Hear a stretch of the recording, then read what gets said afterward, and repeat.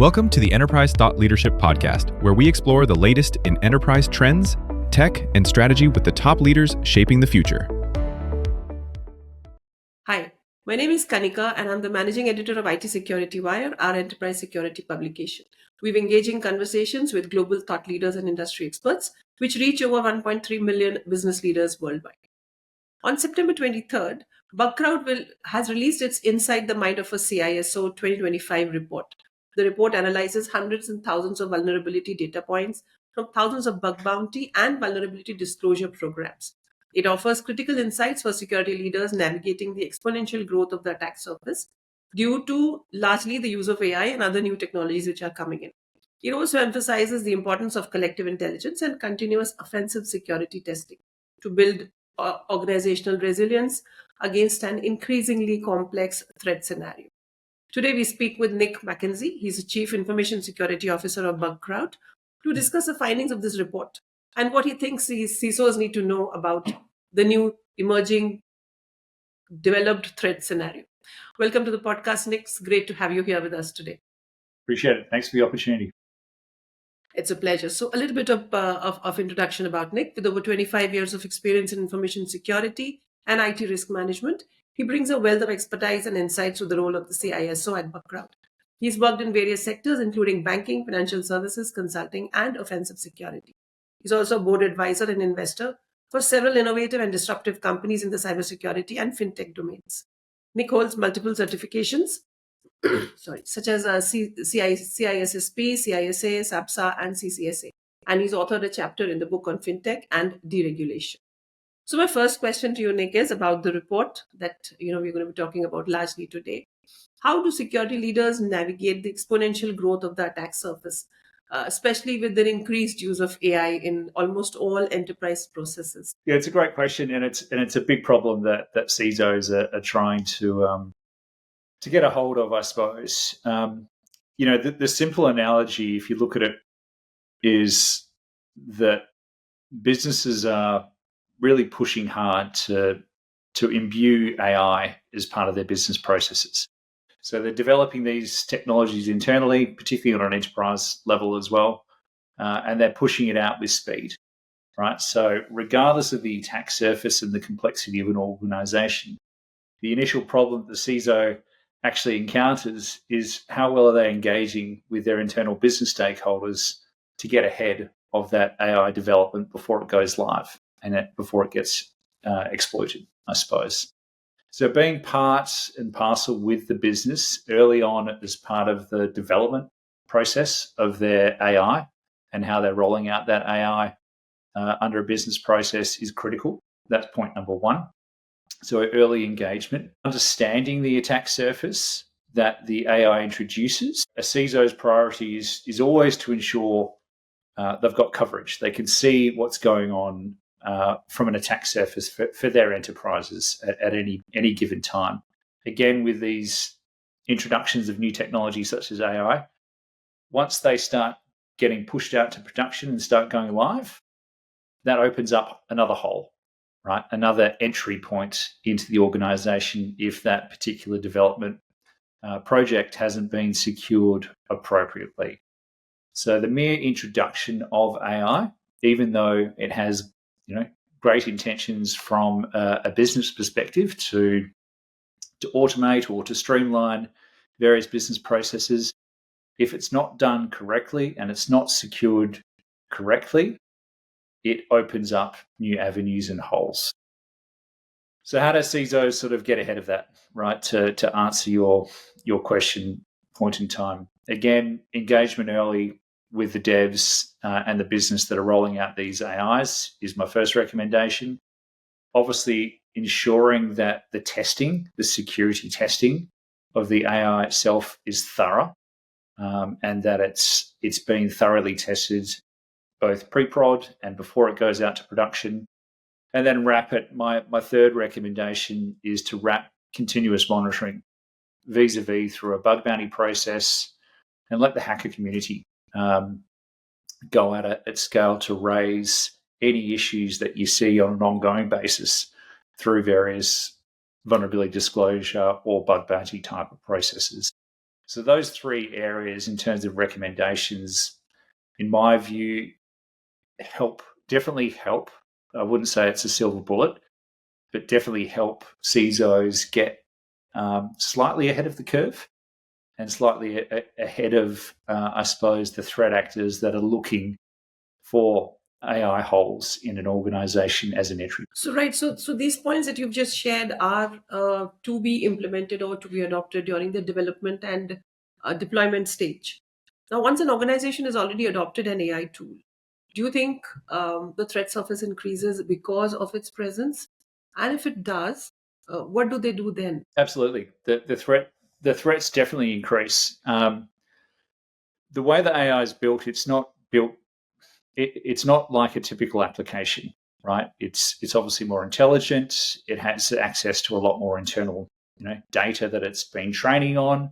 Sometimes it's got more access internally to data. Sometimes there's bias in that data, depending on how it's been configured and deployed from a design perspective. And then you've got your traditional vulnerabilities that come with any application that just need to be tested. So the intelligence factor alone of how AI operates, and from a data perspective and from a bias perspective, needs more due consideration than a traditional application is, I suppose, the answer. And that needs to be tested. It needs to be QA'd accordingly, both from design inception through to rollout in production. Right. So I also noticed that you are CIO and CISO. So assuming that you are wearing both the hats, technology deployments by and large are also going to be a part of your responsibility. So as a head of technology, both IT as well as IT security, what strategies do you think will help organizations against increasingly more complex threats? We have to keep in mind here that the same AI, which is making organizations more efficient, more cost effective, or more automated, is also making the threat actors smarter, faster, and more, how should I say, deadly, if that's Yeah. the right word. Yeah. Yeah. So as both a CIO and a CISO, so essentially overseeing the entire technology outfit, what strategies would you put in place to fight that threat? Yeah, I mean, you fight fire with fire, right? That's probably the top line from a strategic perspective. There's two ways you can look at it, both from an AI adoption perspective internally and how you sort of use AI more from a defensive perspective, and then how you can obviously use AI more from a speed and automation perspective to prevent threats attacking your organization. But if you peel it all the way back, right, from a CISO and a CIO perspective, my view, if you're strictly talking strategy, my recommendation is not to have, and this is what I see in enterprises all the time. They always have a rollout of a 3-year strategy, right? Which to me just doesn't make sense, because the threat landscape, to your point, the threat actors, they're evolving daily, monthly, right? A static 3-year strategic plan that you're uplifting and you're improving your security capability to counter the threats just does not make sense. The strategy needs to be tactical. It needs to be threat informed. You need to be able to pivot with the budget to back to counter an impending threat at any given time. That's my view. If you just peel it all the way back, forget the technicalities of how to do it with AI, but more from a top-down perspective, having a strategic roadmap and a strategy that's approved by the board, which can pivot very quickly, is paramount, right? I always frown at these enterprises that say they've invested 50 to 100 million in a cybersecurity 3-year strategy, because it just doesn't work, right? The landscape, as I said before, just changes daily, and you need to be able to adapt like a chameleon accordingly. So you would say a phased strategy rollout, which can pivot fast depending on whatever the requirements at that point of time is. So shorter time periods. That's what you'd say. Are there any tools that you could recommend which would probably make the base of this rollout and continue for the entire period, on top of which you can put smarter, evolving, dynamic tools, strategies, applications, whatever you can think of. No, I wouldn't recommend any tools in particular. Every selection of a tool for a CIO, for a CISO is, everyone's got different requirements for their own organizations, and that translates to obviously the requirements from a tooling perspective. So holistically, I couldn't recommend any particular tools. What I could recommend is, again, how the security team embodies itself within the development lifecycle, within the business strategy lifecycle. That's where the impact needs to be made, right? How do you front the board? How do you understand where the business is going and what applications they're rolling out? How do you get in front of that? Those sort of points to me. And how do you enable the business? I suppose if you're looking at implementing controls or implementing tools as part of their business process, they're the sort of questions that I would be asking and focusing more on than a particular vendor name as an example. It's more those top line sort of questions that need to be answered. That's how I sort of look at it. That's the way leadership should be thinking in any case, because it's not just technology, it's how you're placing it, where you're placing it, what are the requirements, etc. So the next query that I had was that this report, which we were talking about, also cites an increase in hardware vulnerabilities. Something about that, would you like to share with us? What kind of vulnerabilities can hardware of any organization create for the company? And then how do you counter it? Yeah, I remember the stat in the report. I think there was an 88% or 80+% increase in hardware vulnerabilities alone was the key finding. And there was a lot of hacker recommendations that came off the back of why that's sort of happening. I think if we go into the stat before and the rationale of why we're seeing a resurgence of hardware vulnerabilities and the cause behind that, I think to me it's a couple of things. One, traditionally in the previous years, and that's completely fine, a lot of our customers and a lot of clients traditionally focus on the vanilla IT side of the house, right? So traditional IT applications, network devices, you name it, right? Now as their bug bounty or their vulnerability disclosure program sort of is expanded, they've obviously got a lot of hardware, again, depending on the business, but they've obviously got a lot of hardware now in place that they want to bring into scope. So that adds, as part of their programs, in terms of a diversification of hardware, which is why we saw that spike. That's number one. But also, I think if you look at it from a development question in terms of hardware, it seems to be, well, my personal view is that hardware, if you look at hardware and pushing hardware devices out to market versus pushing a traditional business application or an AI project out to market, you still get a lot of the same pressures that you do from an IT versus an OT or an IoT perspective, right? Which is the traditional clash between a CIO and a CISO. The CIO wants to go hard in terms of getting that hardware product out to market. The CISO, in turn, is basically saying, slow down, we want to make sure it's secure before it goes out to market. So you get those clash of personality types and business objectives from the CIO and the CISO to start with. But I think purely from a hardware perspective, there has been a strong focus in that area of why there has been so many vulnerabilities outside of just customers now bringing it into their bug bounty scope. Whether that's systemic across the industry on how hardware vendors traditionally develop their devices, and it's been more notorious to being less secure, I can't really say.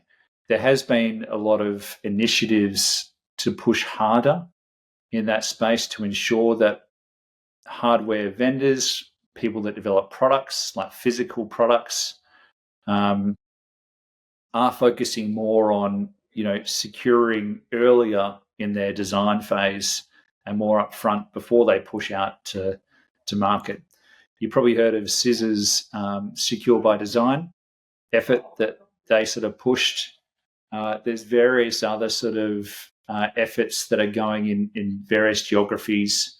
Same push is happening for in various other countries. In Australia, it's happening where the Australian government is basically saying, if you're developing a hardware product, you need to ensure security up front before you release it, because it's creating all these holes. So that's a bit of good news. It's starting to happen. And I think a lot of what we're finding from a hardware perspective is the legacy of old.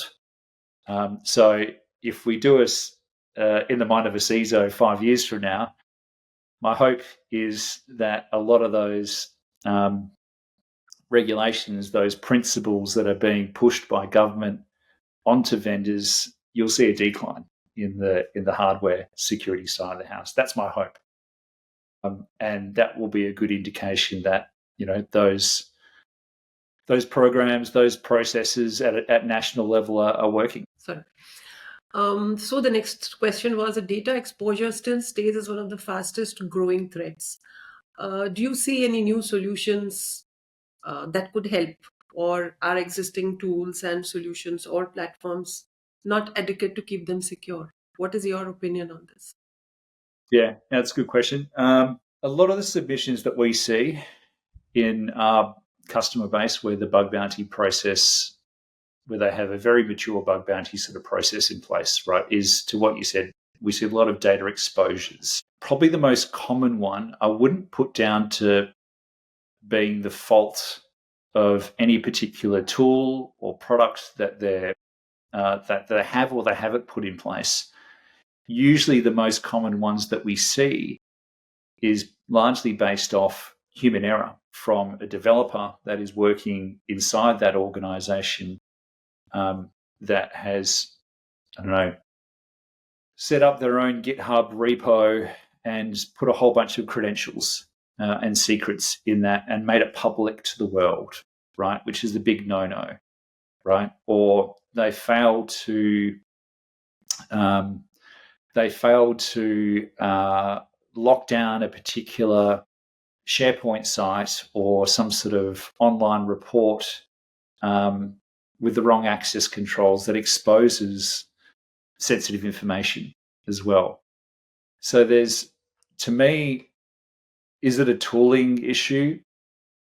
Maybe. I'd say it's more so a human problem, a misunderstanding, or a training issue where largely developers or people that control access to various types of data or GitHub repositories or public repositories, right, I just haven't been trained properly or neglect the basics when it comes to security fundamentals, right?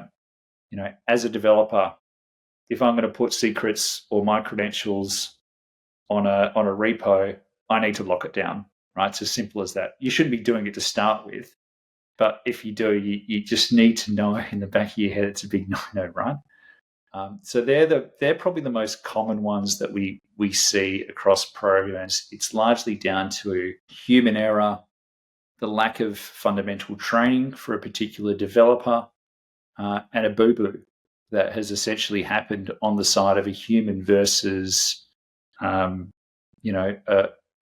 misconfiguration with a tool, if that makes sense. There definitely is tools out there that sort of scan for different types of data within different types of repository, or are they publicly exposed? And they're great to have. And of course, you have obviously the bug bounty process as well. Again, a continuous monitoring type of approach that sort of goes out and just publicly, you've got the hacker community looking for these exposures on the attack surface and where they are, and then raising them through our platform and onto the customer. And finally, we come to APIs, which are so critical for many B2B and B2C operations today. You from a fintech, you have worked in the fintech environment, so you would know how critical they are for any kind of transactions which have to be done, banking or otherwise. They are also they also appear to be increasingly vulnerable, more vulnerable than before. What do you see as a solution to make these APIs more secure? Yeah, I mean, it goes back to fundamental principles of just locking stuff down by default early on, right? And not just opening up an API when the business needs it, right? So taking a step back, making sure the APIs are locked down according to the internal company's security standard is priority number one. Making sure, again, it's being configured accordingly to those security standards, which I'm hoping would be tight, right? Not open to the world that can be then exploited and used to extract various types of data. And then thirdly, again, I know I keep harping on it, but having a continuous monitoring sort of process in place from an ongoing perspective, if there is a bit of configuration drift on an API, or if there is a misconfiguration that happens as part of change control that has just gone wrong for whatever reasons, you've got that continuous bug bounty process which picks those up, right? And then flags them accordingly through the process. So to answer your sort of question, again, early on, just like the hardware side, early on, just implement very robust security standards as part of your API sort of development. Make sure that's implemented accordingly when businesses roll out certain applications.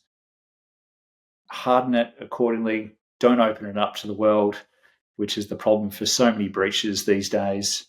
And then make sure you've got a continuous monitoring process in place that just sweeps continuously 24/7 for any type of drift that may fall in place.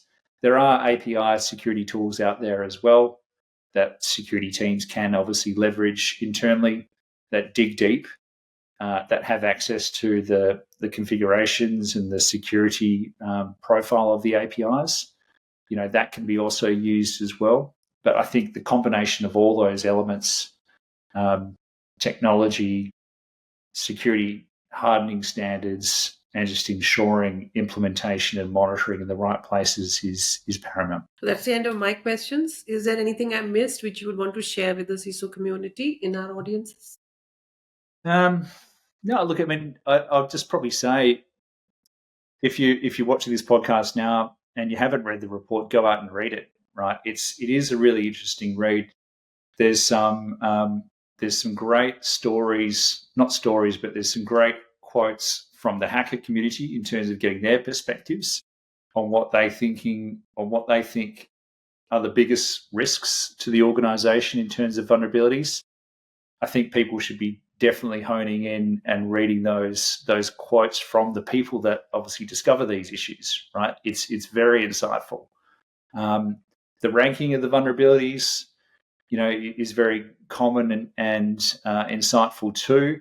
And we've got some case studies in there, from big CISOs, the Tomas, who's the CISO at the NFL, and how he sort of protects both the NFL as a corporate entity, but then also the clubs, the 32 clubs that sit under the NFL. That's a really good read in terms of how he implements governance, how he applies pressure, and obviously gets buy-in from the board in terms of the risk-based approach and the threat-based approach that he models for NFL. There's some great tidbits there for other CISOs. And then Dan Maslin, I don't know if you read the case study on Dan Maslin. So he's the CISO for Monash University. So Monash are basically, are rolling out this AI supercomputer. It's the biggest in the Southern Hemisphere, right? So his approach for, I suppose, for implementing, a monster AI device in the South, and it's huge. Like it's bigger than Ben-Hur when it comes to the scale of what it's supposed to do with the objective of curing cancer.